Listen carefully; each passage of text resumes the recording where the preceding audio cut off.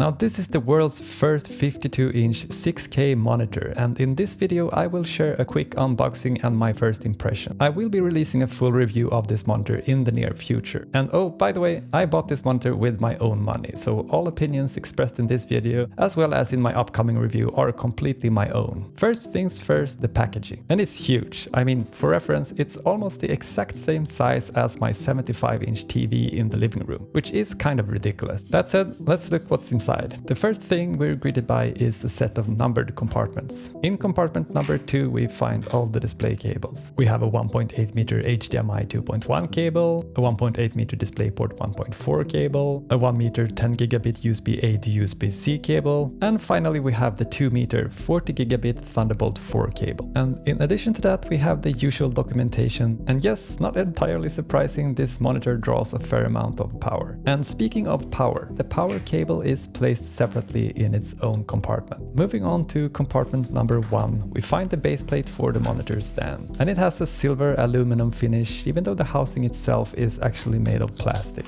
In the upper right compartment we find the rest of the stand, but to access it we need to remove the top layer of the cardboard. And this part is also plastic with quite a nice sunburst pattern on top. And now to the fun part, which is, of course, the monitor itself. Being a responsible consumer, we mount the display onto the stand according to the instruction. Well, more or less that is. So we attach the base first, and then we lift it up from the box. Dell actually recommends using 2 people for this step, but yeah, so far, so good. And I must say that Dell has actually done a pretty fantastic job when it comes to protecting the display inside the packaging, which should help prevent any damage during shipping. That also kind of explains why the packaging is so massive. There's just a lot of cardboard and air inside. Alright, just the last piece of protective plastic left. And there we have it. Say what you want, but I really love Dell's minimalist design language on the UltraSharp series. The light grey aluminum style finish, even though it's technically plastic, I think gives off a very professional and clean look. Moving on to the back,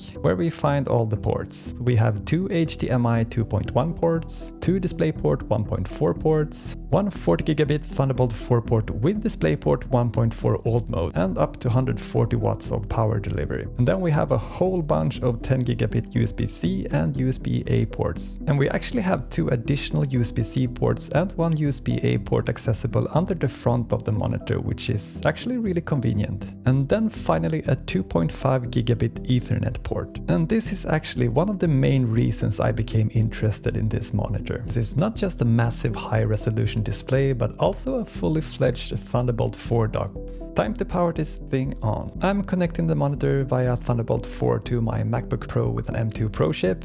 And at startup we are greeted with a calibration report confirming that the display is factory calibrated, along with an option to enable automatic brightness, which is something I will skip for now. Alright, and we are up and running. So my first impression is just really how large the screen is, but perhaps even more so how subtle the curvature is compared to the 57-inch Samsung Odyssey G9 I previously owned. It will be very interesting to see how this affects the overall experience. But I have to be honest, with such a mild curvature and an IPS panel, I am a bit concerned about the viewing angles. But yeah, we will see about that. With the MacBook Pro M2 Pro, I am getting the full resolution of 6144 times 2560 pixels, all running at 120 Hz over the Thunderbolt 4 connection. While this monitor has fewer horizontal pixels compared to my previous 57-inch Samsung G9 monitor, it actually offers more vertical pixels, which is something I personally value even more. While editing this video, I'm already putting this monitor through its paces, and I will be testing it across my daily work as an automation developer, as well as for video editing, content creation, and also